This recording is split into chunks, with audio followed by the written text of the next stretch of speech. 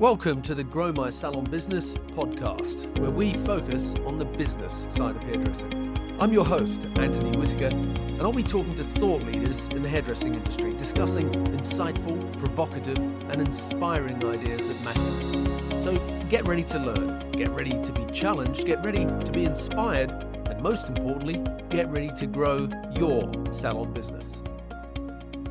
Hello and welcome to today's episode of the Grow My Salon Business podcast. I'm your host, Anthony Whitaker, and as I always say, it's great to have you here with me today.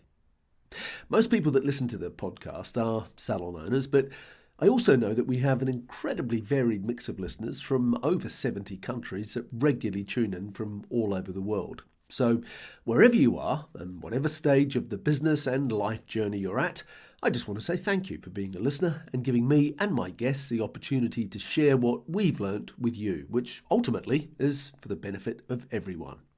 So with that said, on with today's short episode. When you do a colour consultation, there's multiple things going on inside your head. On one level, you're looking at the client's hair and you're asking questions about what chemical services have already been done to it and how recently were they done, and you're asking about what the sort of result is that they are envisioning. And maybe you're looking at what they're wearing and thinking about eye colour and skin tone and suitability. And on another level, you're probably being thoughtful and charming and maybe suggesting additional ideas. But then there's something else going on as well, and that is the numbers that you are either consciously or unconsciously thinking about. Meaning that you're thinking to yourself, well, she's currently a level 6, but she wants to be a level 10, so I'll use some 10-stroke-0 and some 30-vol and some 12-stroke-8-1 and some 12-stroke-8-9 with some 40-vol. Now, I'm not a colourist, so I'm probably making a hash of the numbers that are used in the formulation. But the point is that it is a formulation. And the formulation is the plan, and it's the plan that is going to get you to the result that you want to achieve.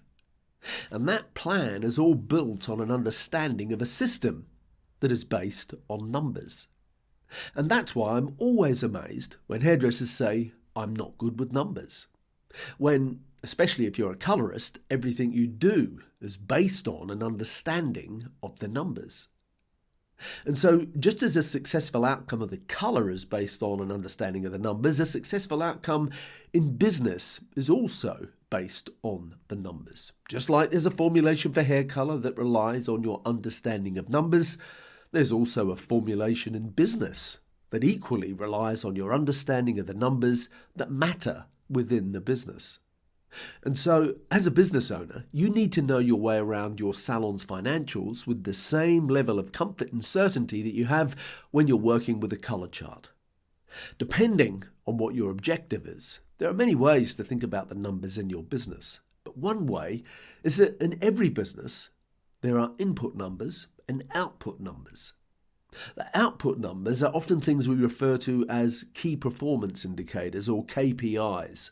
So that'll be things such as the total sales, or the total number of new clients, the total pre-booking percentage, and the average bill. They're the outputs or the results of what you've done.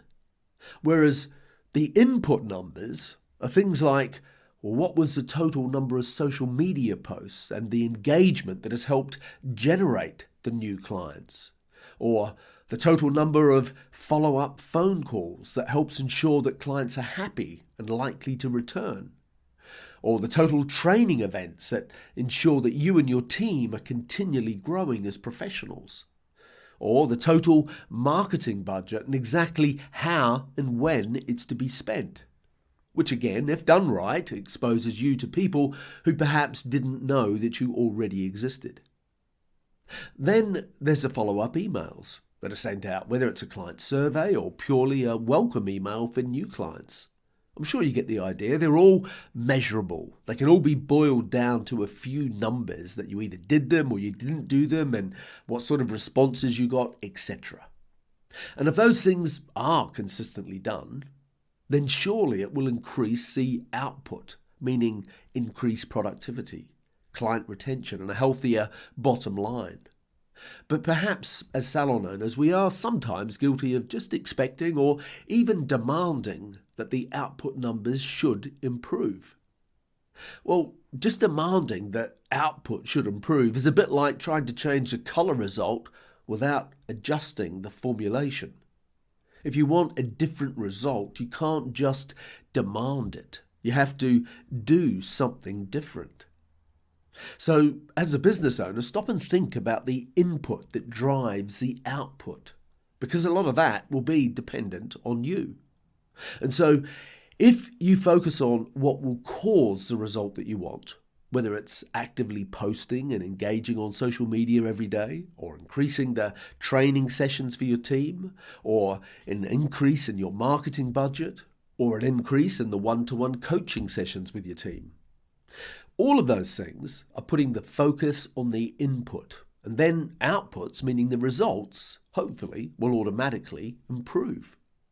When I had my salons, I used to measure everyone's productivity across a range of different metrics, and depending on what level they were at, there were what I called levels of expectation, meaning what their expected output was, whether it was client count or average bill or total service sales.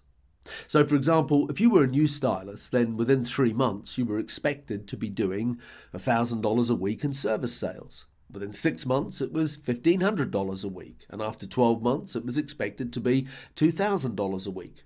And we did the same thing for other metrics, such as treatments or pre-booking percentage and the percentage of clients that had colour services, etc. Now, just to be clear, I would provide all the training and marketing support that would make achieving those goals a reality for most people. And one of the reasons I did that was that if you don't set an expectation of productivity, then people simply don't perform to the level that they're capable of. For example, if a new stylist starts in a salon today and at the end of the week they've achieved $400 in retail sales, then what will happen in most cases is absolutely nothing. And if that same stylist has got to the end of the week and they've achieved $0 in retail sales, then again, what will happen is absolutely nothing. Now, I hope you're all screaming at me that that wouldn't happen in my salon, and so congratulations if that's the case.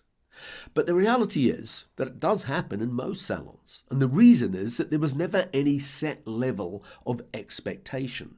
So there's nothing to aim for, there's nothing to be measured against, and there's no consequence, good or bad, regardless of how you perform. So before we start to wrap up, here's my challenge to you. We talk a lot about the output KPIs or the results that your team members achieve.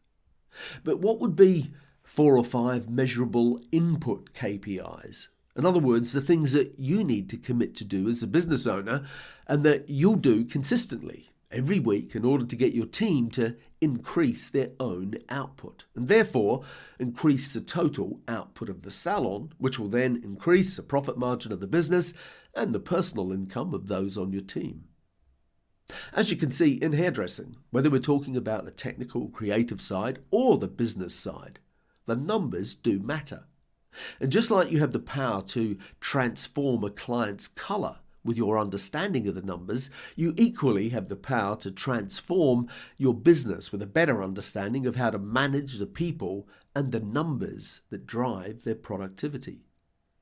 So, before we wrap up this episode, as you may know, we have a series of online courses designed to help you, the salon owner, build the business that you aspire to. Whether that means having one successful salon or dreams of expansion. Either way, the key to success is education and having a path to follow. To find out more, visit growmysalonbusiness.com or click on the link in the show notes of this episode to find out how you can develop the salon management, the financial and the leadership skills needed to take you and your business to the next level. So that's a wrap until next week when I bring another great guest to you on the Grow My Salon Business podcast. And if you'd like to get a free download of our salon management checklist, then visit growmysalonbusiness.com/management-checklist. checklist, and I'll also put that link in the show notes for today's podcast. So until next week, keep safe.